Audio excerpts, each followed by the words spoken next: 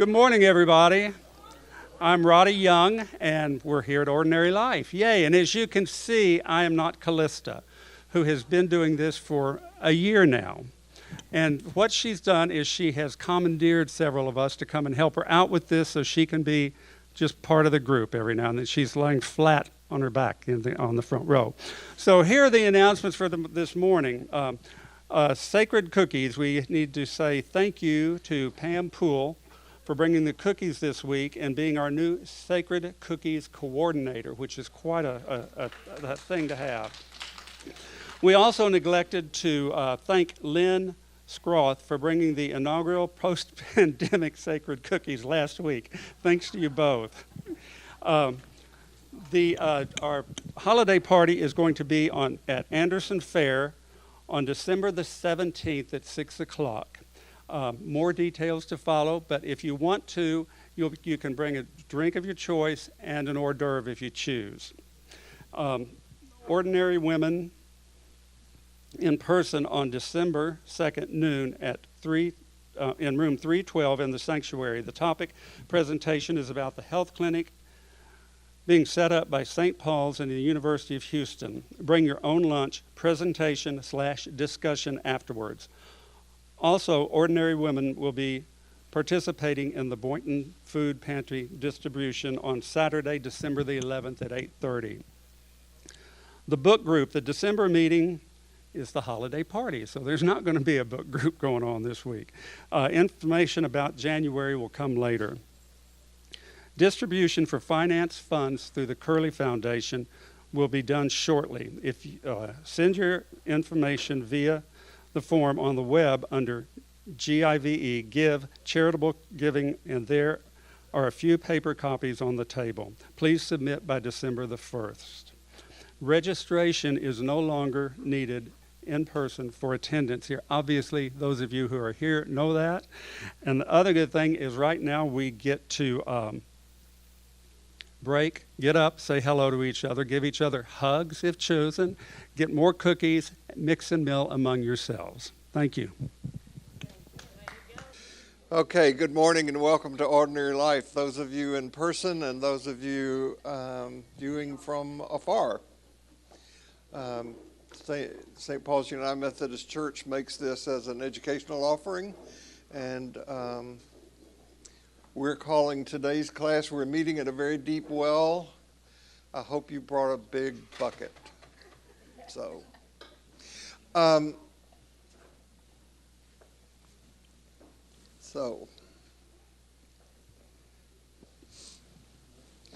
we have beginning in silence.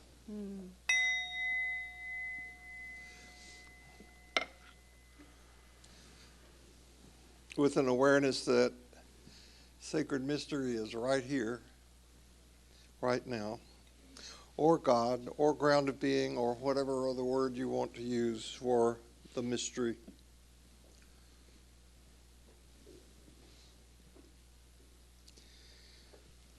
Our intention is to know that who we are in God and who God is in us.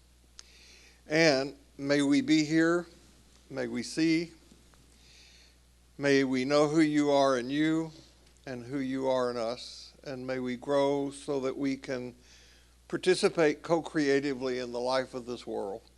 And may what we do in here benefit all creation. And no matter who you are, no matter where you are in your spiritual journey, you are welcome here. So, you know that we have been, by the way, there's one other thing that we want to announce, right? Mm-hmm. At the end of this time today, before we're done, before the closing piece, we're going to open it up for Q&A, and I forgot to tell the tech people that. Surprise! Oh, shoot. So I guess we need that portable microphone at some point. So at some point we'll need a portable mic. Maybe we'll make Richard in charge of it. He's going to make sure that it happens. Yeah. Okay. You just got a job, sir. Thank you. So as you know, we have been basing these talks on the Gospel of John. And we're using three primary sources, two One is by John Sanford called Mystical Christianity, his commentary on the fourth gospel, and then John Shelby Spong's commentary on the fourth gospel. And then, of course, John itself. Then John itself. And I'm also using a McReynolds commentary. He has 3-volume commentary on the Gospel of John. Each book is about this thick. The introduction to the Gospel of John is this thick. The first 12 chapters are about this thick, and then the rest of the next volume is about this thick. Sanford was a very prolific writer. And one of his books that I have read multiple times, and this, by the way, is now available on Kindle, is called The Kingdom Within, The Inner Meanings of the Sayings of Jesus. And at the beginning of this book, Sanford tells a story that is particularly apt for what we're going to deal with today. He said that when he was a boy, his family spent a month each summer in a farmhouse that was over 150 years old. It had never been modernized. And his father, who was an Episcopal priest, chose to live in that house quite simply. That meant without the benefit of modern plumbing, without electricity, wood stove in the kitchen. And the source of water during those days was an old well that stood just outside the front door. And he writes that the water from this well was unusually cold and pure, and it was just a joy to drink. Any of you have ever had this experience in the country, which my mother's parents lived in the Cumberland Mountains without benefit of running water and had a well right at their back door, just like this. And this well, according to Sanford, never ran dry. Even when their neighbors' wells ran dry in summer droughts, this well continued to give cool, clear water. The day came when it was decided to modernize the house. So electricity replaced kerosene lamps. An electric stove was put in the kitchen. Modern plumbing and running water were installed. And this called for a new well. So a deep artesian well was drilled a few hundred feet from the house, and since this well was no longer needed, the old well near the front door was covered up. Well, after a number of years, Sanford grew up, became a man, they moved away from this, and years later, he returned to this house and he decided to check on the old well, to uncover it and see how it was doing. And what he found was not the same dark, cool, moist depths he'd known as a boy, but the well was bone dry. And he said it took a long time, many inquiries for him to find out what had happened. What he found out was that a well of that kind is fed by hundreds of tiny underground rivulets, along which seeps a constant supply of water. And as water is drawn up from the well, more water moves along these rivulets, keeping them open, keeping the apertures clear so that more water gets into the well. But if such a well is not used and water is not drawn regularly up, the rivulets close up. So the well went dry, not because there was no water, but because it had not been used. You see where this is going, don't you? Yeah. So Sanford uses that story to say what he calls the human soul is like that well.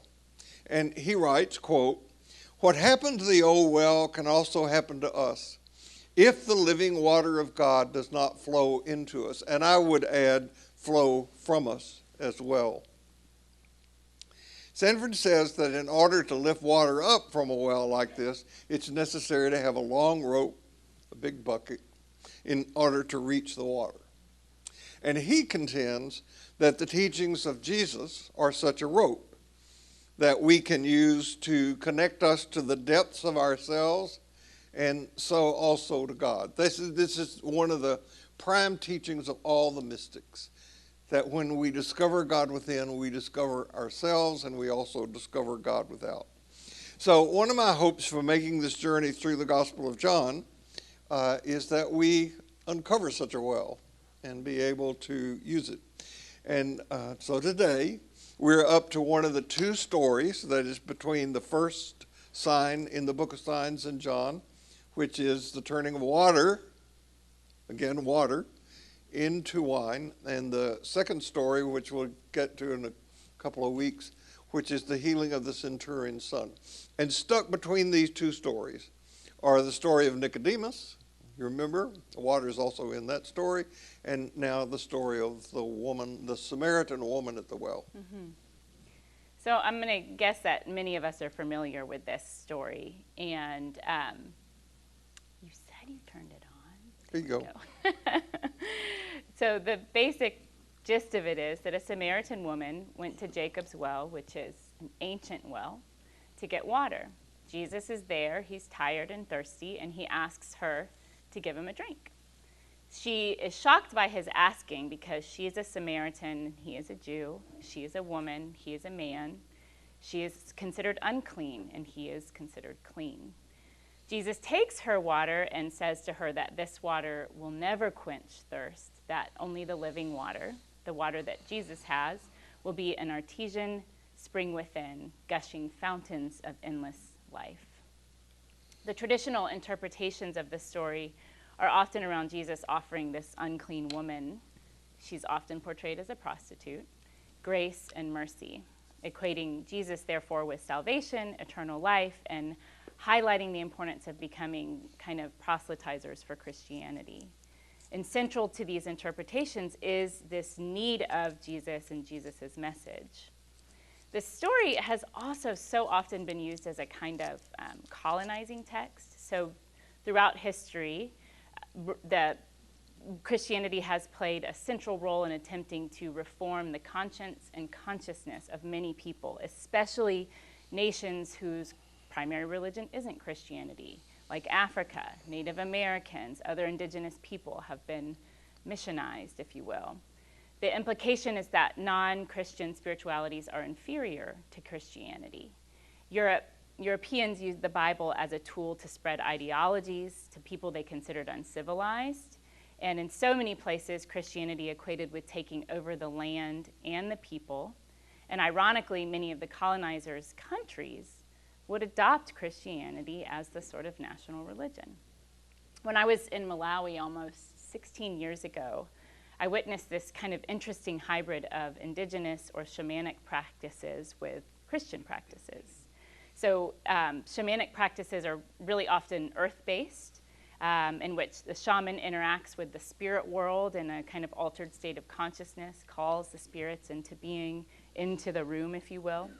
And post-colonization, these practices were not set aside, but they sometimes existed right alongside Christian practices. So you'd see, for example, someone receiving a Western medical treatment alongside the shamanic treatment for some ill health.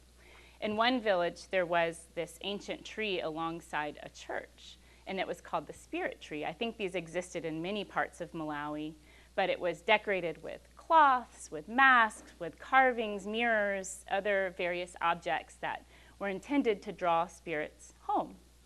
It was sacred, and so we couldn't photograph it. That was the cardinal rule. You cannot photograph this tree. So I did my very best to make a sketch of it, which doesn't do it justice at all, but maybe it gives you some idea. I mean, it was literally just hanging and hanging with things. It was bigger than any of these oak trees aligning Main Street.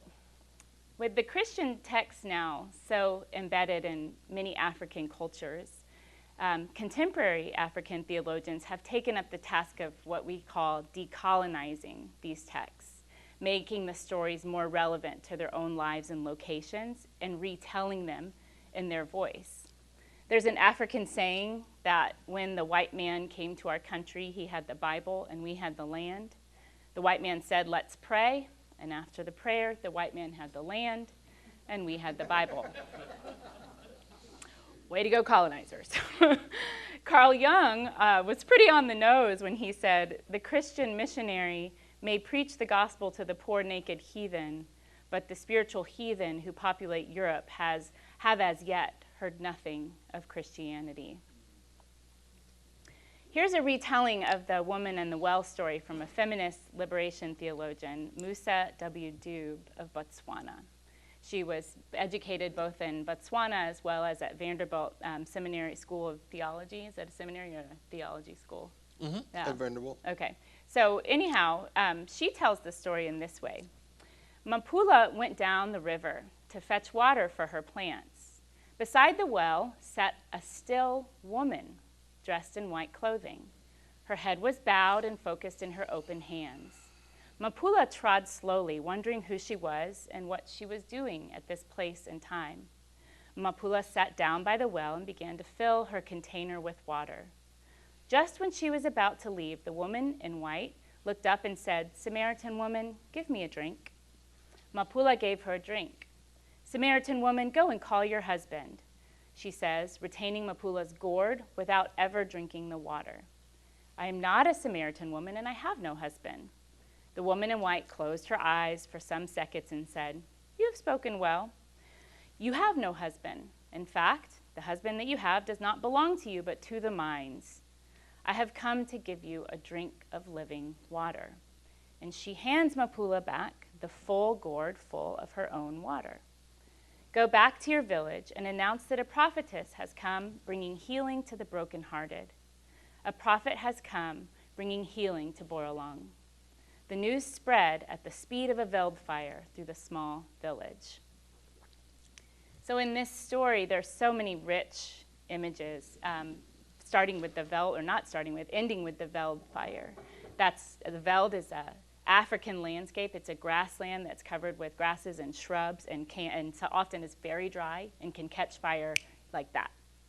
So in using these sort of familiar landscapes, she brings the story to Africa as opposed to a story that existed outside of Africa meant to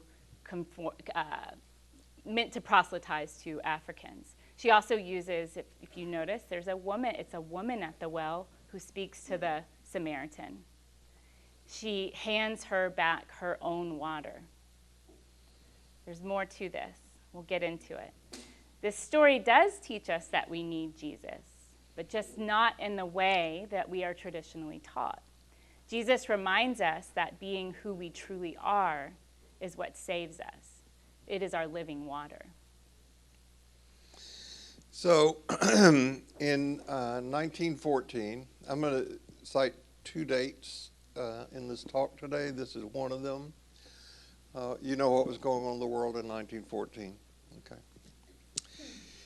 In 1914, a Swiss psychiatrist, and I'm going to mispronounce his name, I'm sure, Eugen Blauer. What would you say? Is that close enough? Anyone Swiss in here? No? I don't know. I'm Texan. I always butcher these names. Ask George. In 1914, he coined several terms. He was a psychiatrist. And among these were the terms schizophrenia, schizoid, autism, and depth psychiatry. Depth psychology is a discipline that explores the relationship between what we call the conscious and the unconscious mind. And since the beginning of my own psychological training, depth psychology has been the arena in which I've been trained. Now, the person that you hear me quote the most was Carl Jung, who is also doing his work around this particular time, a little later, but these guys knew each other. There are many, many other leading lights in the depth psychology field. William James, Holly quotes him a lot, Otto Rank, Alfred Adler, Melanie Klein, Donald Winnicott, James Hillman, famous in-depth Jungian analyst. And all of these people have contributed to my understanding of the unconscious, particularly the work of Alfred Adler. But I continue to return to the world and the work of Carl Jung because it has been so beneficial to me. I am unashamed to say that doing Jungian dream analysis saved my life. There was a period in my life where doing that work was life-saving for me. And further, I find Jung to be a very spiritual person. And in his understanding of the collective unconscious, he shows that all minds and all lives ultimately participate in some sort of embedded myth-making form. We all share common stories, common patterns. They show up all over the world in myths and dreams among people who have never met. So, for Jung, mythology shows the richness and the wonder of humanity played out in the form of storytelling. What Jesus was great at was telling stories, telling parables. And what this led Jung to affirm is that we are not human beings seeking to have a spiritual experience. We are spiritual beings needing to have a human experience. So if we choose to take that particular journey. Now, I started showing this slide in here well over 20 years ago. As a matter of fact, I first showed this slide in here in 1998. That is when I began teaching Ordinary Life. That's a long time ago. I quit showing this slide when I began to detect that people were carrying tomatoes to church. They'd seen it enough. About 10% of us is above the surface of the water. The rest is the unconscious. And the very tippy top of that iceberg is what we call the ego. And I did show this for a long time. And then I moved into doing a more accurate analytic one, which shows the conscious mind on top of the personal unconscious, which also contains our personal shadow. And beneath that is the collective unconscious, which I think really is Jung's unique contribution to the understanding of depth psychology. This is where all the great myths reside. This is where all the great archetypes live. So that if you went to the Star Wars movies and you were moved by that, it's because there's something in you already that resonates with that story. Okay? Did I say something funny? Star Wars just makes me think of my youngest son. We have an ongoing battle about whether Darth Vader is actually good or not. He becomes a Force ghost, which means he was good, but he destroyed whole galaxies for the rest of his life. So okay. So just this year, I have a Jungian analyst friend of mine who gave me this graphic that she uses in her teaching. So it's more complicated, but here the consciousness is above the surface of the water.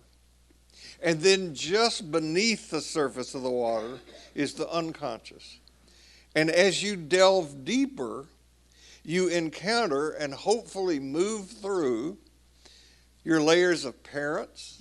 If you read Richard Rohr's Daily Meditation today, you read how most of us form our images of God based on the experience we have with our parents. And so the mystics, like Meister Eckhart would say, that if you're going to get to God, you have to let these things go. And you also find the same teaching in Buddhism about giving up the attachments, many of which are unconscious to us. And underneath that, you have the family and the clan, the tribe, nature, religion, culture, civilization, the primitive human, and then the imago Dei, or the image of God. Now this provides us a good background for understanding the story of the encounter Jesus had with the Samaritan woman at the well. One of the most powerful symbols of the unconscious is water. We were born in water. We lived in water the first 9 months of our lives. We're 80% water. There was a debate among the angels when God made humans saying, do you think 80% makes them too squishable? So, My kids tell me I'm squishy all the time. squishy all the time. You dream of water in your dreams. In one way or another, you're having a dream of the unconscious. Many people report that they are able, when they have dreams underwater, that they're able to breathe underwater, that they're able to swim underwater, that there's no problem there. The condition of the water, the container of the water is all very important in being able to do analytic work. In the Nicodemus story, you had water.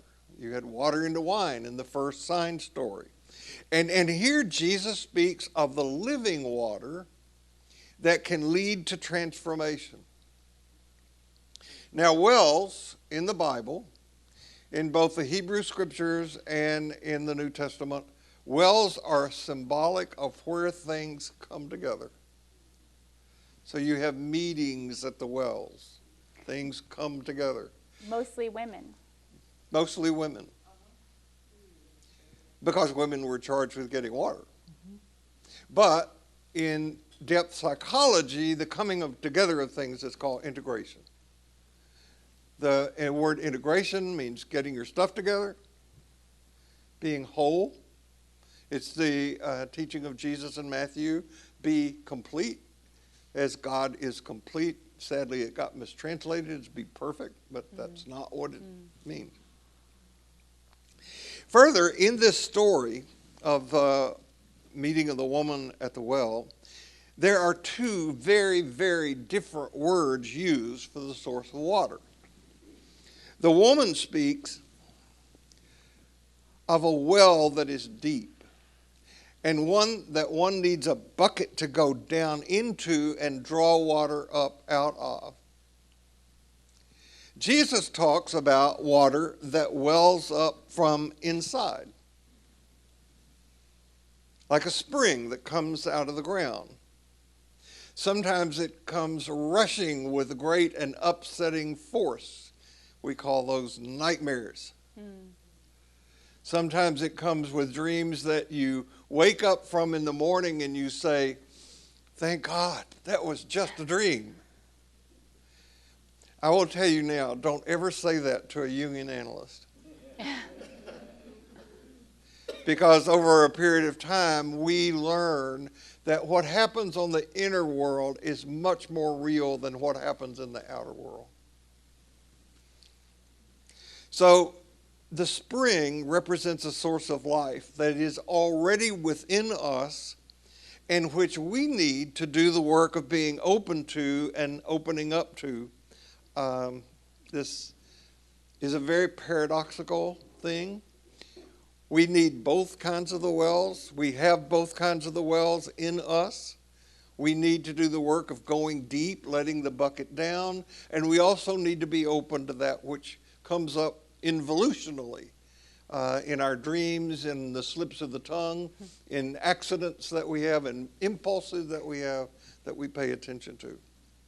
So a few years ago, I came up in here with a phrase to describe the times in which we live. And I said we live between the no longer and the not yet. Now the writers of John lived in such a time. An old order was coming to an end, and a new order had not yet come.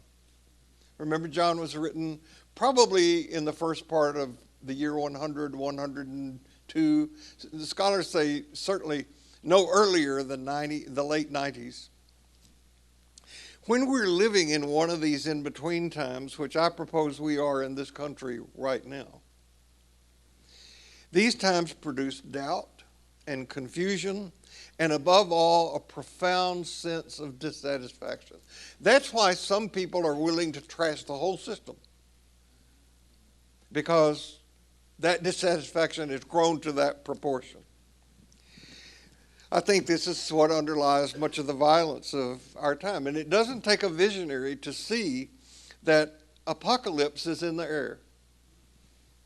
That society and culture as we know it is drawing to a close.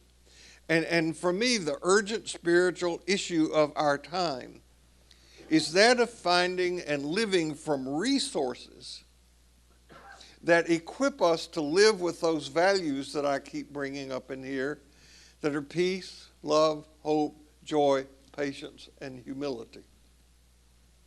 We have the resources within us. Mm-hmm. We need to do the work to let down the deep bucket and also to be open to what comes involutionally.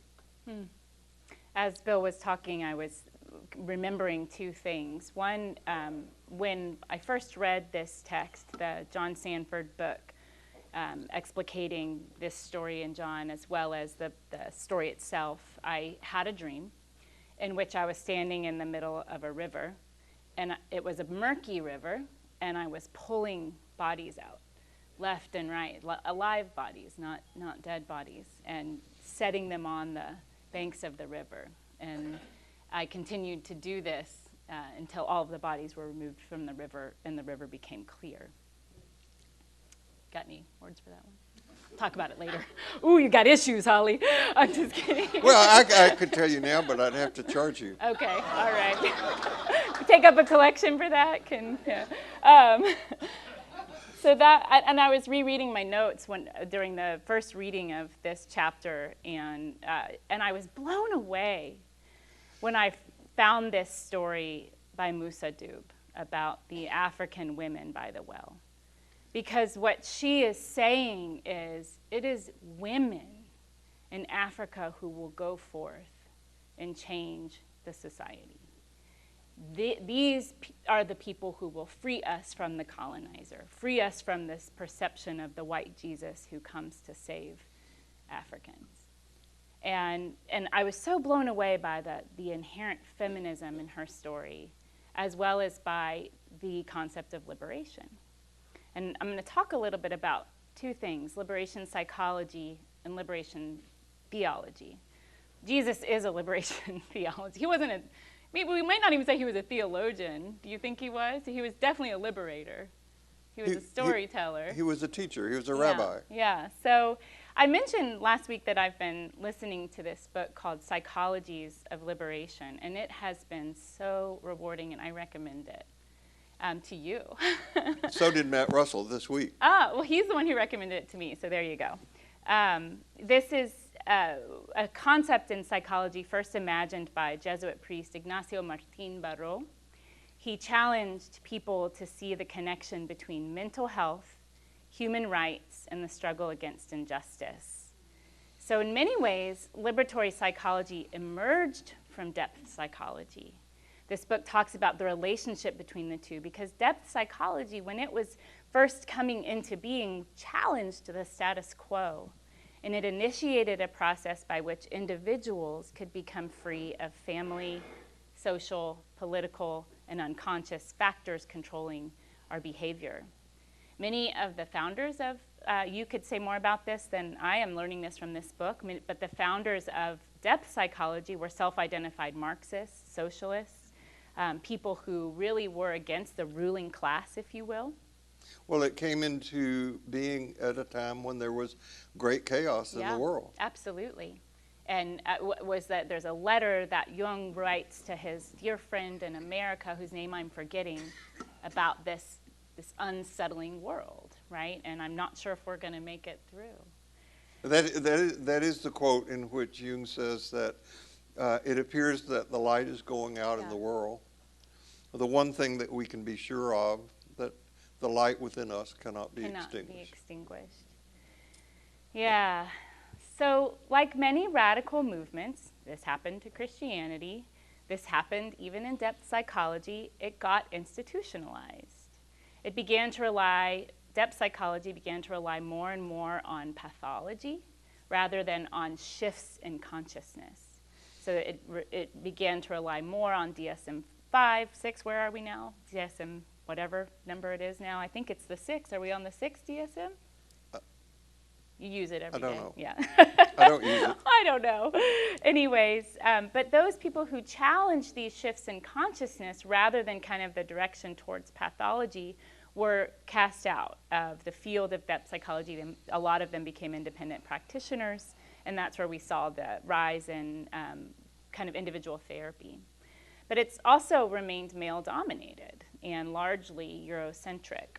So liberatory psychology aims to take into account the individual within the community, with his, her, or their social and political context. We cannot remove our understanding of the individual from the community within which they live. This is a really important next step for depth psychology, that so often, while very necessary to focus on the interior world, depth psychology is more individual than it is communal. So instead, liberatory psychology focuses on the interior and the exterior world. It goes from the intrapersonal, understanding what's going on within, to the interpersonal, understanding what's going on between, and then to the citizenship level. Are you empowered to make moves toward your own freedom, toward your community freedom? It seeks to empower people to acquire all the information and resources they need to make choices about their own futures, and then also to rise up with the community. It is never just about the self. It is always about the community. Similarly, liberation theology shifts ideas about God and self, about God and the world. So whereas before God was a distant, otherworldly figure who occasionally intervened in human affairs, liberation theology has a preferential option for the poor, and it preferences the immanence of everyday lives and everyday people. God is right here. God is not out there. Sounds familiar. God is situated among the human beings on earth, and especially, as I said, among the poor and the dispossessed. In other words, if there is a God, it is a God interested in justice. The African telling of the woman at the well rejects the notion that African people needed the proverbial white Jesus or white colonizer to save them. What they need, they already have, and can be trusted to utilize it for the needs of the community. There's another saying, an African saying, that says if you, I'm going to get it a little bit wrong, if you give a man $1, he'll spend it on himself. If you give a woman $1, she'll feed the entire community. So this very much about the empowerment of the feminine as well. And in Musa Doob's eyes, she sort of empowers women, or takes that charge up to say, go, do what you know you need to do. You are the change makers. And this is the incredible twist that she has. The prophetess, the woman who is the sort of stand-in for Jesus, dressed in white, hands her back this water, hands her back the gourd filled with the water that was initially given to the prophetess, and she says, you already have what you need. You've got it. Now go. Empower your village. Mobilize your people. We know that the woman who leaves the well, who we call the Samaritan, she runs the risk of going back to the village and being disbelieved. She's kind of like the prisoner from last week, talking about the allegory of the cave, who has seen the light, who has seen something that she has within, and she runs the risk of going back and telling people who are still in the dark, who have not received this light, and being chastised. She runs the risk of being cast out. It's really hard for people whose imaginations have been sort of colonized or imprisoned to imagine themselves free. I think there have been several people this week that have been freed on false charges after decades in prison. Can you imagine? Decades in prison, and you go out and you're like, whoa, the world has changed. One guy for 43 years. So, this is this space we stand in. All of us in here can look around at the world and go, something ain't right. And we see this water. We see this living water that the woman is carrying in the gourd. We can almost taste its coolness, how refreshing it is. But I think the question is, will we absorb it? Will we allow it to nourish us? And will we then take the next step of changing our ways to see what is possible, not just what is, but what can be? This is also the work of liberation psychology and theology, which is the allowance for the imagination to imagine what can be. Will we change our ways so that not only us, Not only the self can be freed, but so that everyone can be free. Implicit in both of these, liberation psychology and theology, is trust. Trust that individuals and communities know what they need and have what they need to come up with solutions. It's often slower and it's more painful, but infinitely it's more rewarding and more lasting because the people involved have made the changes needed. And liberation is never, ever just about me. It's about we. It's about all of us. We're in need of a kind of liberation right now, one that's not dependent on religious doctrine or ideology. We need to trust that we know, that what we see with our eyes is real, that what we know in our hearts is real. And we need to move forward with other bodies, minds, and hearts kind of linked, arm in arm. We're not in this alone. And that, I think, is the gift of the liberatory movements. We are not in this alone.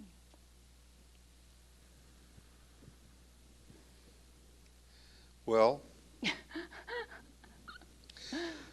I hope you are beginning to see how it's such a tragic mistake to trivialize the teachings in the Bible, particularly in the Gospel of John, by taking them literally. That's a huge mistake.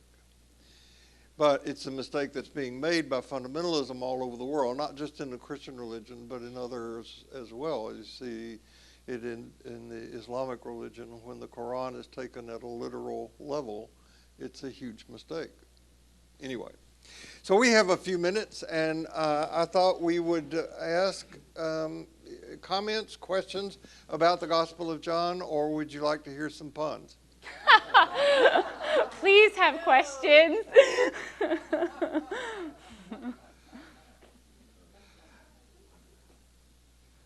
Yes, sir, David. And we'll repeat the questions for the camera, too. Yeah, we have. Yeah. Definition of sacred mysteries. And I think it was referred to in one of Richard Rohr's this week. A good number of us, I think I'm one of them, don't recall our memories, our dreams. Almost all the time. Any practice to improve that? Yes, I think so.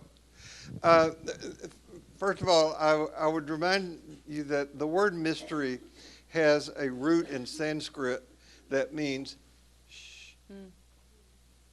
And the literal translation of the word in its etymological history is, mystery is that of which nothing should be said. Not can't be said, but should not be said. So we talk some in here about John A.T. Robertson's book, Honest to God, that came out in the 90s and was such a huge hit. Maybe it was in the 60s. It came out. It was such a huge hit. And Robertson proposed not using the word God anymore. And that was met with a lot of enthusiasm, but we just couldn't stick to it. Because the danger is that when we use the word God, we think we know what we're talking about. But it's a mystery. It's sacred, but not other than secular either. It is all-encompassing. And the best I can do is that in a little book that I recommend that people use for a daily devotion, Always We Begin Again, there is in the beginning of that book a list of all the labels and terms that people historically have used for God. Buddhists, they don't have one, but they have a lot of mystery in their teachings. I'll give you a double message about dreams. Your dream life is autonomous. It comes and it goes. The other side of that is that if you go to bed tonight and you put a pad of paper by your bed or a digital recorder, and you say on going to sleep to your dream maker, You say, dream maker, give me a dream and I will honor it. And then just see what happens. Robert Johnson, my teacher, said, who taught us, do not ever interpret anybody's dreams, and then he taught us how to do it. Robert Johnson has a book called Inner Work. Yeah. And I think you can get it on the Kindle. And that book will really help generate a field of energy around the capacity to dream and to have active imagination. Mm-hmm. So that's my best advice there. Get that book. Ask your dream maker to give you a dream. Honor it. When I was in my first phase of analytic training, the analyst that I was working with said, unconsciousness responds to consciousness in the same way that consciousness regards unconsciousness. And I said, as many of you are now saying, huh? And he said again, unconsciousness responds to consciousness in the same way that consciousness regards unconsciousness. And then he demonstrated what he meant with his hands, and I got it. He said unconsciousness, which is down here, responds to consciousness, which is up here, the same way that consciousness regards what's down here. So that if consciousness does not regard the unconscious, the well dries up. Right. So we have to do that digging to get those rivulets open to regard it. And what Robert said was that the unconscious job is to get the attention of the conscious mind, and the unconscious will say, okay, if you're not going to pay attention to me, I'll get your attention some other way. I'll make you have an affair or an addiction or an accident. Mm-hmm. My job is to get you before you go so that you can die before you die. Mm-hmm. And then you won't be afraid of dying. Mm-hmm. Two things I'll add. One is around sacred mystery. I have just come to think of it as reality. And reality never ceases to surprise, amaze, and cause me to wonder. And that is the best I can do. And around dreams, I'm not a dream analyst, but I have a very active dream life. I always have. But there are weeks and weeks and weeks where I just remember scraps. Just like, I remember something, a color or an image or a something. And there was a long time when I just wrote down the scraps, and sometimes artwork would come out of that, sometimes poetry, and sometimes you wake with a feeling. I don't have any clue what just happened last night, but the feeling could be there. And I think that's a way to start paying attention to it too. Sanford also has a book. I know I recommend a lot of books. Sanford also has a book called Dreams, God's Forgotten Language, which is helpful to stimulate this part of your life. And Sanford says that having a dream and not honoring it is like getting a letter from God and not reading it. Ma'am? Could you repeat the book? The title of the book is Dreams, God's Forgotten Language, by the same author, John Sanford. Mm-hmm. He was very prolific. I think Sanford wrote maybe 20, 22 books. And unlike many people who write a lot of books, his are all different. I mean, this commentary on the Gospel of John is really readable, and it's very accessible and stunning. Yeah. Questions? Can you hear me without a mic? We need it for the film. Yeah. Thank you, Richard. Hi, I'm Leslie Kaufman. When we talk about dreams, I'm envious of people who remember their dreams.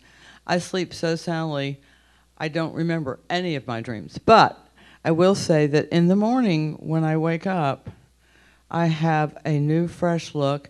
If there are problems, they seem to, I have answers to them.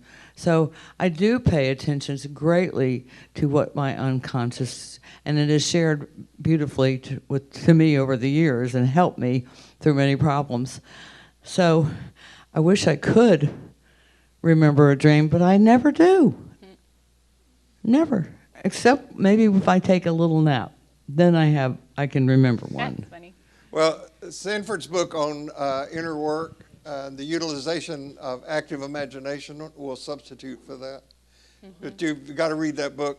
It's too much for us to You get. can do it awake. You can participate in active imagination in a state of wakefulness too. So Do we're you going have to time Another for a couple question. more, Bill? I think we should make time. I think we What? maybe Do you one have or two time for a questions. couple more? Okay. Yeah. I'm interested, pardon me, I'm interested in the last lady who just commented because I think we share a common occurrence. I rarely ever remember any of my dreams. On the other hand, I think of dreams as something that is well described in the sleep literature called rapid eye movement phase. And the thing is that I think that it has many different physiologic or bodily function attributes that we describe. When it comes to the feeling part of it and the interpretation part of it, which I think is very strong in Jungian analysis, I think that's a whole different field. And I think the second comment I would make is that the idea of having strength from a community, I would also express perhaps some counterpoint to the strength of community, because communism is where my family grew up, otherwise known as communism. And communism can become one of the most evil forces in society, whether it's the long-time powerful Catholic Church, whether it's political psychology derived from belief of groups. I think that these are all things that we have to consider when we want to push society in one direction or the other. And my sense is that the only thing we can change is ourselves from the inside out. George, I want to respond to that by saying that another function of the community is storytelling. And storytelling can substitute for the function of dreams in the communal setting. And that's how John was created. It's how stories function at the collective unconscious level, is that people get together and tell these epic stories. And that's the truth. And when you have community systems or political systems that are oppressive, they're not allowing the individual to thrive. So this is like a constant simultaneous both and. As the individuals become more aware, more participatory, more empowered, so the community shifts as well. So there's, I use the phrase autonomous and embedded a lot. We are autonomous in that the only thing we can control is ourselves, but we are embedded in that everything that we do impacts everyone and everything else around us. And it's Well, I need to keep tight time boundaries today because I have another job. And I would just remind you, those of you who don't normally attend services at St. Paul's, this is the beginning of Advent, the first Sunday in Advent. It's always a rich time. I hope I don't offend any of the churchgoers by saying this. St. Paul's during Advent and Christmas is some of the best theater in town. And so, good music and good pomp and circumstance. and a Christmas tree. Yeah. Have a good Advent, and we'll see you here next week. No matter where you are in your spiritual journey, no matter where you go this week, no matter what happens, remember this: you carry sacred cargo, so watch your step.